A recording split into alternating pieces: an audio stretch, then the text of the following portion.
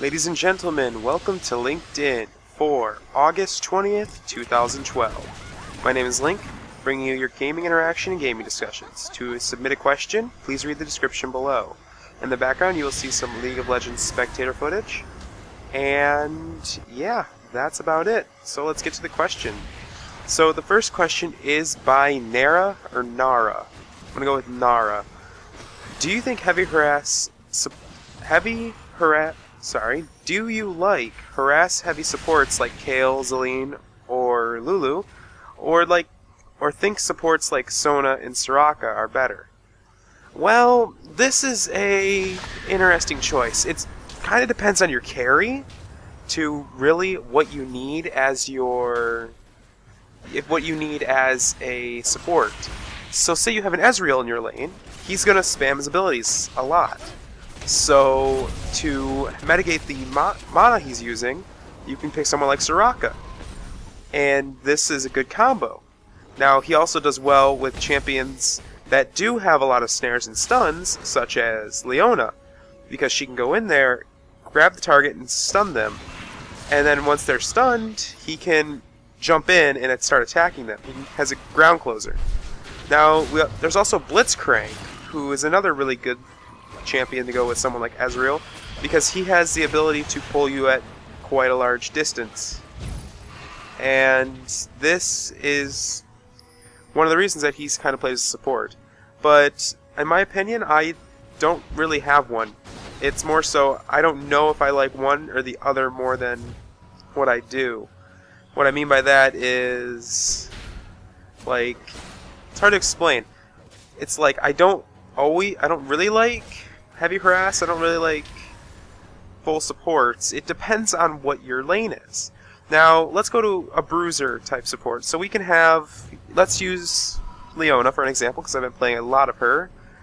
Her as support is amazing. She can lock down a target for 2 seconds. That includes the snare and the stun duration. If she has her ultimate, that's another 1.5 seconds to 2 seconds, depending on how perfect it was. It does actually change. It's really not shown, but it does have a small difference depending on how close they are to the middle of the actual middle. Like there's 2 blast radius and whatever. So she can lock you up for about 6 seconds if you have an exhaust as well. So you're looking at 8 to 6 seconds of, counting Merc Treads for 6, of the ability to lock a target up. This is when you want someone like MF or someone like Varus or Draven. Someone who excels in attack speed and excels at attacking a single target that isn't moving. Now, I mean, a lot of other champions can do this, like Graves can just buckshot in there, and this is good, but the thing is, with Graves, he doesn't have really good base attack speed. So as they're locked up, you don't really get that bonus. Now Graves does well with Taric. Why is this? Well, he has his passive True Grit, which gives him extra magic-resistant armor for how long he's in battle. Taric's Shatter gives AoE of that. And if any good Taric player does, if he has a Graves in his lane, he maxes out his shield and gets an Aegis of the Legion after his first gold over 5s. And this allows it to be a very tanky lane. Now you also have the ability to use your stun and stun the target, and then once they're stunned, using your quick draw to get in there and then buckshot to give a nice amount of burst damage. Once you do this, you have essentially the openings for any sort of gank. If you guys, not gank, what's the word? If you pretty much, you have the opening for any sort of kill. Because sure, Leona would be out of supports, but she'd also have her big explosion. I just said Taric, actually. Well, with Taric, you have your stun. So you stun, there it is. Now, Graves can just waltz in there. You can activate your Shatter if they are going to stay by and lower their defense. Then you can activate your ulti and do even more damage. So that allows the Graves to pick up a kill if he has his ultimate and they start to flee. Now, let's see, excuse me. Now we can go to a champion that's also played quite a bit as a bottom. We have Ezreal, which we already covered. We have Graves, Ezreal, not really Sivir. Why don't we see a lot of Sivir? Because Sivir requires Soraka, but they don't really click together, for lack of better words. Why I say this is because, well, Soraka is her only real option, because Sona, sure with the speed buff, is good, especially during team fights, but she doesn't excel with her in the lane. She needs mana so she can spam Boomerang Blade, and she also needs the enemies to be still. There's no real support yet for Sivir, which is why we don't see a lot of play with her. We see a lot of play with other champions that have their supports that they can actually synergize with. Now, I've seen a Sivir synergize before with a Taric. She was really conserved, but the Taric would use a stun, and then she'd go in with the Boomerang Blade. But she'd get mana starved because she was going against a lane that used more auto attacks than skills, like a Varus lane or a Draven lane. And she got mana starved. So she couldn't actually get any of that back unless she timed it perfectly, her shield perfectly on Draven's stand aside. So that's why she's really not played that much, and she's apparently underpowered when she's like the most overpowered support, or most overpowered AD carry ever. If you look at those ratios, it's pretty ridiculous. Now, what I'm trying to really say here is it's a mix between personal preference and the situation. My personal preference are I've got about 4 supports that I like to play. I play Leona when I want to play aggressive and they don't have a healer, because that means that we can pick at them and keep going. Then I play Soraka and Taric. Why do I play these two? Because I either have a mana-hungry champion or a champion that needs a little bit more durability, like Vayne. She's really squishy, so you bring a Taric along and she has extra defense, extra health. You can stun a target so she can get in position for a Condemn Arrow or even push them back into your turret. That's when you'd bring someone like Taric, is when they need gap closers and they need extra defense and heals. Then I also like Sona because during team fights she's a very good option because she can stop everyone, and she also is, I might get flamed for this, but a Tear the Goddess is actually really quite good on her because it allows you to spam your abilities much more often in lane, and later game maybe even get a Archangel Staff and get some ability power.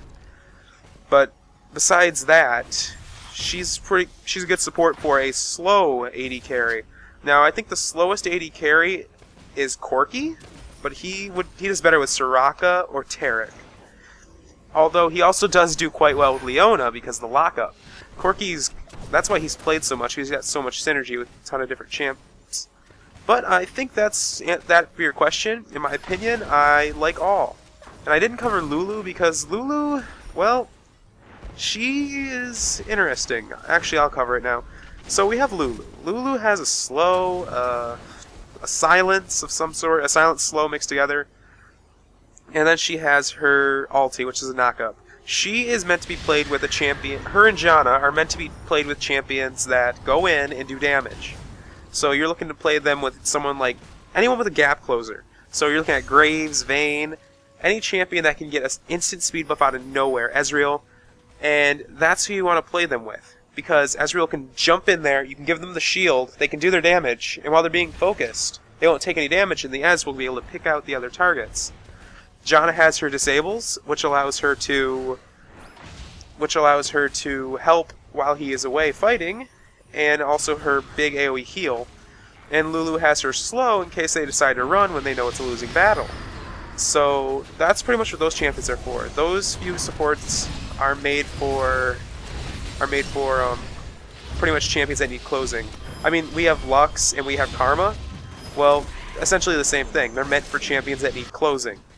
So that's why you don't see a lot of play in those last two I just named, but Janna and Lulu have to be the best two for that job. Okay, so on to a question that has nothing to do with League of Legends in the least.